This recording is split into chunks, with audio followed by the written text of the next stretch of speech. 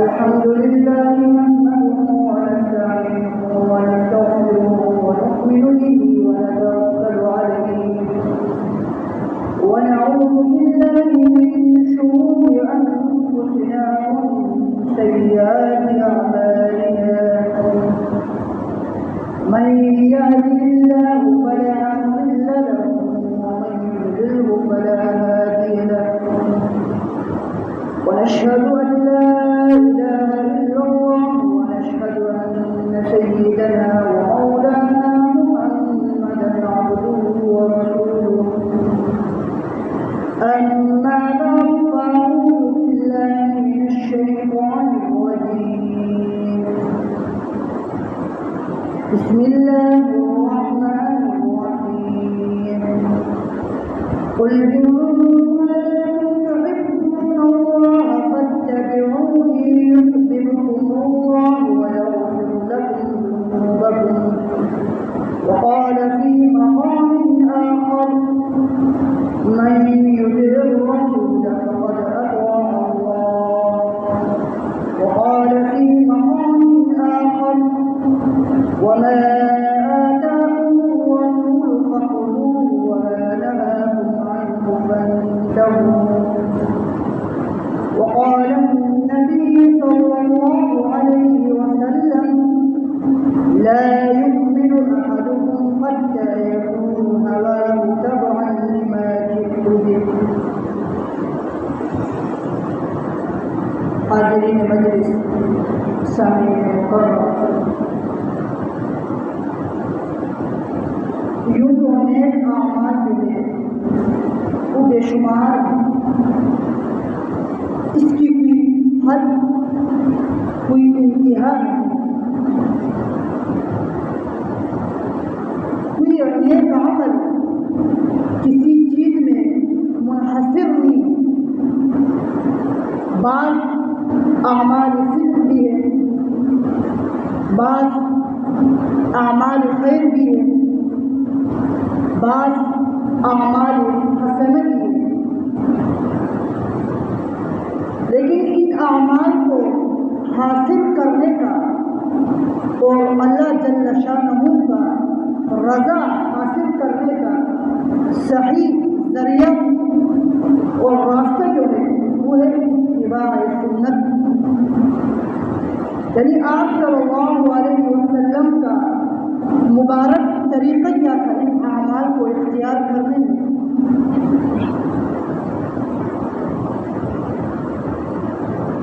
آپ صلی اللہ علیہ وسلم آخری نبی ہے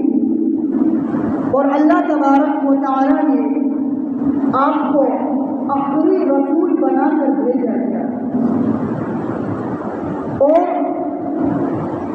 اور اس کی اتباع کو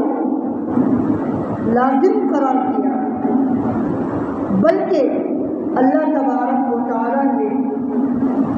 رسول کی اتباع کو اپنی اتباع کا درجہ دیا اور آپ کے اسوہ حسنہ جو ہے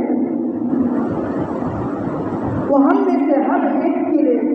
اتباع کا حکم دیا. قرآن کریم میں اللہ تبارک و تعالیٰ کا ارشاد ہے من یطع الرسول فقد اطاع اللہ، جس نے اللہ کے رسول کی اطاعت کی تحقیق اس نے اللہ کی اطاعت کی. ایک اور مقام پر اللہ تبارک و تعالیٰ کا ارشاد ہے قل ان کنتم تحبون اللہ فاتبعونی یحببکم اللہ ویغفر لکم ذنوبکم. اے پیغمبر، آپ کہہ دیجیے گا ان کنتم تحبون اللہ، اگر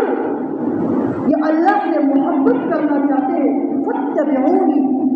تو میری اتباع کرو. یحببکم اللہ، اللہ سے محبت کرنے کا فائدہ یہ ہے وَيَغْفِرْ لَكُمْ ذُنُوبَكُمْ، اس کے تمام گناہ بخش دیے جائیں گے۔ اس آیات کی روشنی میں حضرت علامہ حسن بصری رحمۃ اللہ علیہ یہ فرماتے ہیں کہ اللہ سے محبت حاصل کرنے کا طریقہ یہ ہے وہ رسول کی سنتوں کی اتباع کرے، یعنی بندہ اللہ کا محبوب تب ہوگا اور اس کی محبوبیت تب حاصل ہوگی جب وہ رسول کی سنتوں کا اتباع کرے گا۔ ایک اور مقام پر بھی اللہ تبارک و تعالیٰ کا ارشاد ہے وَمَا آتَاكُمُ الرَّسُولُ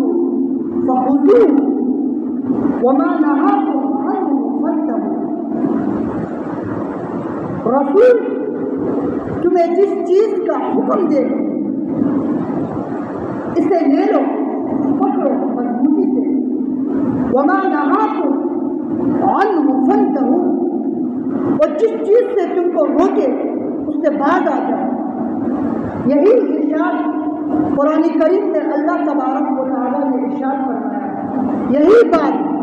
آپ صلی اللہ علیہ وسلم نے بھی ارشاد فرمایا۔ حضرت ابو ہریرہ رضی اللہ تعالیٰ عنہ سے روایت ہے، وہ فرماتے ہیں آپ صلی اللہ علیہ وسلم نے یہ ارشاد فرمایا ما امرتکم به فخذوه، میں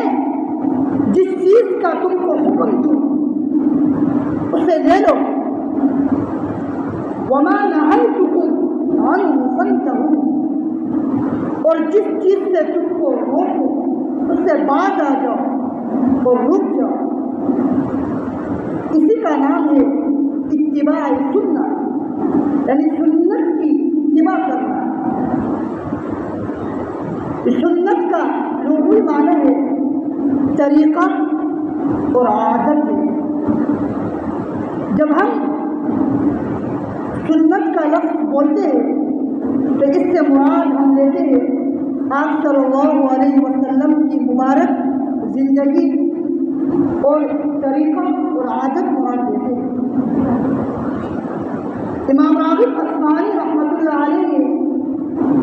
یہی سنت کے مطلب بیان کرتے ہوئے ارشاد فرمایا سنت النبی طریقۃ الذی تحرھا، کہ نبی کریم صلی اللہ علیہ وسلم کی سنت سے مراد وہ ہے جو قصداً آپ صلی اللہ علیہ وسلم نے اختیار فرمایا ہو۔ یہ سنت کا مفہوم جو ہے یہ بڑا واسع اور جامع ہے، اس میں دین کے اور دنیا کے تمام شعبہ جات اس میں آ جاتے ہیں۔ کہ آپ صلی اللہ علیہ وسلم کی ہم ان مبارک زندگی کو دیکھیں کہ آپ نے کن عقائد کی تعلیم فرمائی اور آپ نے معاشرے میں کیا طریقہ اختیار فرمایا اور آپ کے دوسروں سے معاملات کس طرح تھے، اور خود آپ صلی اللہ علیہ وسلم نے معاملات کس طرح کیے اور آپ کی رفتار اور گفتار کا طریقہ کیا تھا، اور آپ صلی اللہ علیہ وسلم کا اٹھنا بیٹھنا جاگنا سونا اور کھانے پینے کا طریقہ کیا تھا۔ دین اور دنیا کے تمام شعبے اس میں آ جاتے ہیں۔ ہم میں سے ہر ایک کے لیے اس میں رہنمائی موجود ہے۔ ہر مسلمان جب بھی کوئی معاملہ کرے قدم قدم پر یہ دیکھے کہ میرا عمل جو ہے وہ آپ صلی اللہ علیہ وسلم کے سنت کے مطابق ہے یا سنت کے مخالف ہے، کیونکہ ہم آپ صلی اللہ علیہ وسلم کے آخری امتی ہیں اور ہم نے یہ کلمہ پڑھا لا الہ الا اللہ محمد رسول مطلب یہ ہے کہ اللہ کے سوا کوئی معبود نہیں اور محمد صلی اللہ علیہ وسلم اللہ کے بندے اور رسول ہے، اور ہم نے یہ عہد کیا اور وعدہ کیا ہے کہ ہم ایک اللہ کی عبادت کریں گے اور آپ صلی اللہ علیہ وسلم کے اسی طریقوں کے مطابق ہم زندگی گزاریں گے کہ ہم نے عہد اور وعدہ کیا ہے۔ اور آپ صلی اللہ علیہ وسلم کا اسی پر واضح احادیث بھی موجود ہے کہ لا يؤمن احدكم حتى يكون هواه تبعا لما جئت به، تم میں سے کوئی بھی شخص اس وقت تک کامل ایمان والا نہیں ہو سکتا ہے جب تک وہ اپنے خواہشات کو اس دین کے تابع نہیں کر دیتا جو میں لے کر آیا ہوں۔ یہ خود آپ صلی اللہ علیہ وسلم کی واضح احادیث ہے۔ یعنی مسلمان اور ایمان کا کامل ہونے کا تقاضا یہ ہے کہ ہم جب زندگی گزارے تو خواہشات کے بجائے ہم اپنے دین کے مطابق زندگی گزارے، اس دین جو حضرت محمد صلی اللہ علیہ وسلم لے کر آئے، اور اپنے خواہشات کے بجائے اس دین کے مطابق چلے جو آپ صلی اللہ علیہ وسلم دین لے کر آئے۔ اسی کا نام ہے اتباع سنت، یعنی سنت کی اتباع کرنا۔ صحابہ کرام رضوان اللہ علیہم اجمعین کے بارے میں آتا ہے کہ ایسے اتباع سنت کا ایسے جذبہ تھا کہ کبھی بھی وہ آپ صلی اللہ علیہ وسلم کی کسی بھی سنتوں کو ترک نہیں کرتے تھے، چھوڑتے نہیں تھے۔ ہر ایک سنت پر وہ عمل کرتے تھے، چاہے وہ کام آپ صلی اللہ علیہ وسلم نے عادتاً کیا ہو یا ضرورتاً کیا ہو، ہر ایک سنت پر عمل کرتے تھے۔ آج ہم سنتوں پر عمل نہیں کرتے۔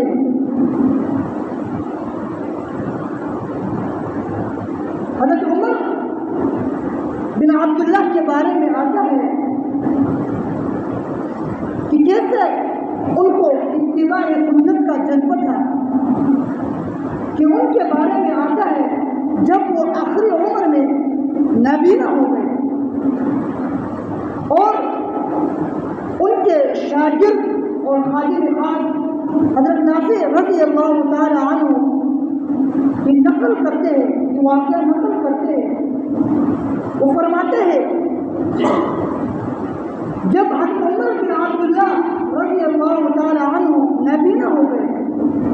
اور وہ متواتر کے ساتھ حج پر جایا کرتے تھے، یعنی ہر سال وہ حج کیا کرتے تھے، وہ اس طرح حج کیا کرتے تھے جہاں پر آپ صلی اللہ علیہ وسلم نے احرام باندھا وہیں سے احرام باندھتے تھے، وہ جہاں پر آپ صلی اللہ علیہ وسلم نے قیام کیا وہاں قیام کرتے تھے، اور جہاں پر آپ صلی اللہ علیہ وسلم نے سنتیں پڑھی، ظہر کی نماز پڑھی،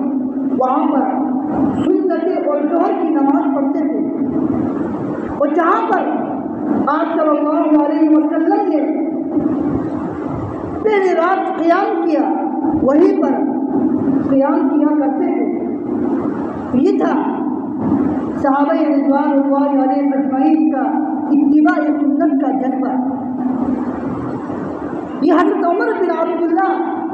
رضی اللہ تعالی عنہ کا ذوق تھا، یہ آخری عمر تک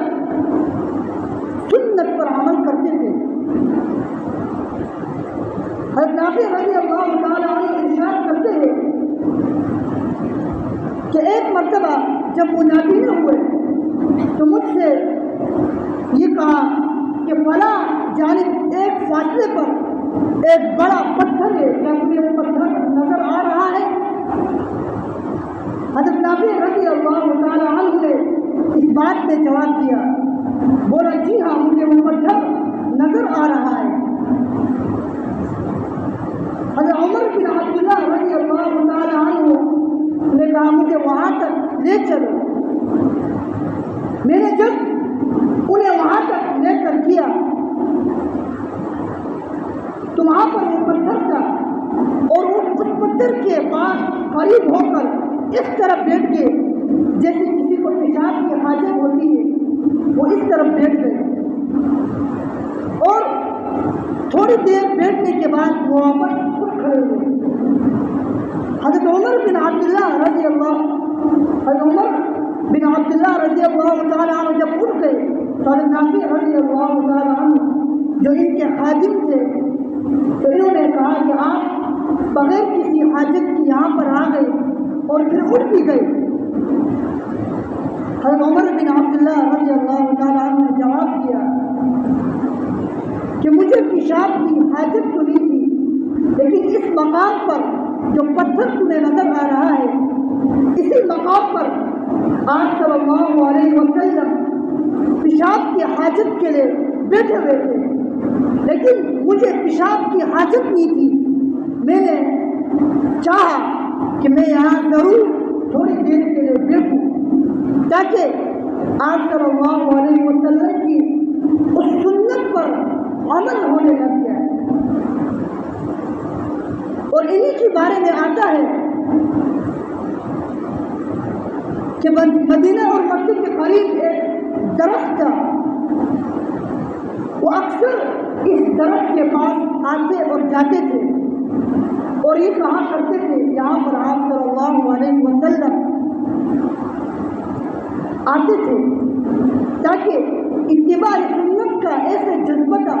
صحابہ رضوان اللہ علیہ اجمعین۔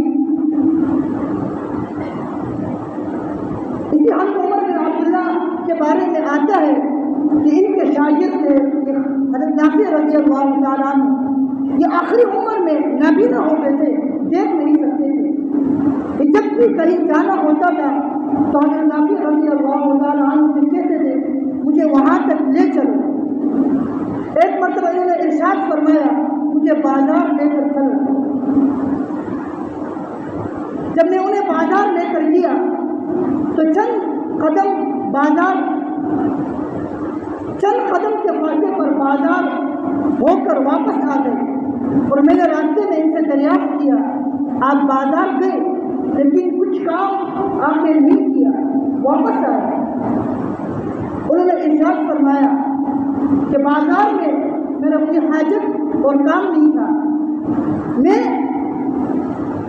آتے جاتے ہوئے لوگوں سے میں نے سلام کیا اور سلام کا جواب دیا۔ بہت عرصہ ہوا تھا میں اس سنت پر عمل نہیں کر سکا تھا، میں نے چاہا میں بازار جاؤں اور سلام کا جواب دوں اور سلام کروں تاکہ اس سنت پر عمل ہو جائے جو چند دن مجھے اس پر عمل کرنے نہیں کیا تھا۔ یہ صحابہ کرام رضوان اللہ علیہ اجمعین کا اتباع سنت کا ایسا جذبہ تھا۔ اسی اتباع سنت کی وجہ سے ایک قلعہ، اسی سنت کے اتباع کی وجہ سے ایک قلعہ بھی فتح ہوا۔ امیر المؤمنین حضرت عمر بن العاص رضی اللہ تعالی عنہ جو فاتح مصر تھے، اس وقت امیر المؤمنین نے انہیں خط لکھ کر بھیجا کہ انہیں بھی ایک ایسا قلعہ تھا تو ان سے فتح نہیں ہو پا رہا تھا۔ حضرت امیر المؤمنین نے انہیں خط لکھا کہ آپ لوگوں میں نے کوئی ایسے لوگ ہیں جنہوں نے ایک ہی سنت کو ترک کیا، اس وجہ سے یہ ایک قلعہ جو ہم سے فتح نہیں ہو پا رہا ہے۔ ان ساتھیوں نے کافی غور اور فکر کرنے کے بعد کہ معلوم ہوا ایک ایسا عمل ہے جو ہم نے ترک کیا جنگ کی مشغولیت کی وجہ سے، وہ تھی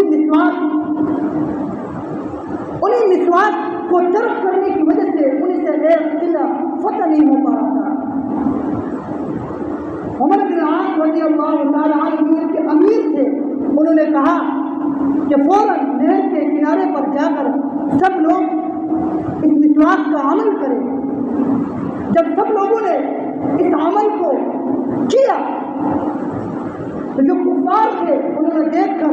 اسی قلعے کو دیکھ کر بھاگ گئے، اور یہ اس سنت کی برکت کی وجہ سے یہ قلعہ فتح ہوا۔ آج بھی صحابہ کرام رضوان اللہ علیہم اجمعین سے جو آپ صلی اللہ علیہ وسلم کے ہر ایک عمل سنت کے مطابق کیا کرتے تھے، وہ ایسے کوئی عمل اور کوئی کام نہیں کرتے تھے، چاہے معاملات ہو یا کاروبار ہو، وہ سنت کے مطابق کیا کرتے تھے۔ ان کا ہمیشہ یہ خوف اور یہ ڈر رہتا تھا یہ عمل آپ صلی اللہ علیہ وسلم کے سنت کے مخالف نہ ہو۔ آج بھی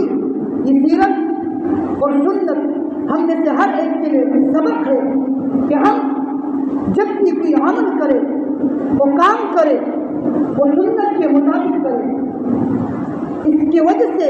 اللہ کی محبت بھی آئے گی اور اللہ کی مدد اور نصرت بھی آئے گی۔ جو کام جو عمل سنت کے مخالف ہو تو اس میں نہ اللہ کی محبت آتی ہے اور نہ اللہ کی نصرت اور مدد اس میں شامل ہوتی ہے۔ اس سنت کے برکات کیا ہے؟ سب سے بڑا فائدہ یہ ہے کہ جو بھی عمل ہوگا وہ اللہ تبارک و تعالیٰ کی ہاں قبول ہوگا۔ اگر یہ عمل سنت کے مطابق ہو تو اللہ تبارک و تعالیٰ کی ہاں جلد قبول ہوگا۔ اگر یہ عمل سنت کے مطابق نہ ہو، چاہے جتنا بھی بڑا ہو، لیکن یہ اللہ تبارک و تعالیٰ کی ہاں قبول نہیں ہوگا۔ اس کی مثال لیجیے آپ، فجر کی 2 رکعتیں اگر کوئی چاہے میں 4 رکعت پڑھ لوں تو بظاہر یہ بڑا اچھا کام ہے، 4 رکعت پڑھ کر 2 کے بجائے، لیکن یہ عمل ایسا ہے کہ آپ صلی اللہ علیہ وسلم کی سنت کے مخالف ہے، اس سے یہ عمل قبول نہیں ہوگا۔ جو عمل سنت کے مطابق ہو وہ عمل اللہ تبارک و تعالیٰ کے جلد قابل قبول ہوگا، اور اس کا ایک فائدہ اخروی نجات کا ذریعہ بنے گا۔ جتنا عمل بھی اگر سنت کے مطابق ہو آخرت کے نجات کا ذریعہ بنے گا۔ اللہ تبارک و تعالیٰ ہم سب کو بلکہ سارے عالم کو اتباع سنت پر عمل کرنے کی توفیق